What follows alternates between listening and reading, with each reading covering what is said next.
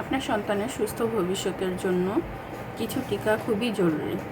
সরকারি টিকার পাশাপাশি কিছু বেসরকারি টিকা আছে, যেগুলো অনেকে জানেন না।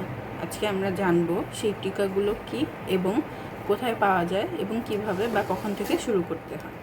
রোটা ভাইরাসের টিকা, যা সন্তানের ডায়রিয়ার ঝুঁকি কমায়। এটা সাধারণত বয়স 6 সপ্তাহ পর থেকে 3বার করে ডোজ নেওয়া হয় অথবা 3বার ডোজ দেওয়া হয়ে থাকে। পিভি অথবা আইপিভি, যা পোলিওর পাশাপাশি মুখে খাওয়ানো হয়ে থাকে, যা সন্তানের নার্ভ সিস্টেমকে আরও ভালোভাবে সুরক্ষা রাখার জন্য দেওয়া হয়ে থাকে। ইনফ্লুয়েঞ্জার ভ্যাকসিন, যা প্রতি বছর ইনফ্লুয়েঞ্জার থেকে রক্ষা করার জন্য আমাদের সন্তানদেরকে দেওয়া হয়ে থাকে। চিকেন পক্স ভ্যাকসিন, যা প্রতি বছর আমাদের সন্তানকে জলবসন্ত থেকে রক্ষা করার জন্য দেওয়া হয়ে থাকে।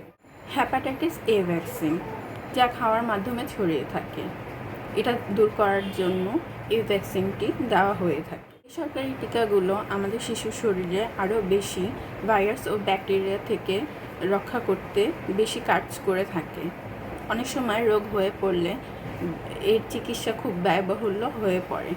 সাধারণত এই টিকাগুলোর মাধ্যমে আপনি আপনার সন্তানকে সুরক্ষা রাখতে পারেন। টিকা রোগ প্রতিরোধ করে এবং আপনার শিশুকে নিরাপদে রাখে।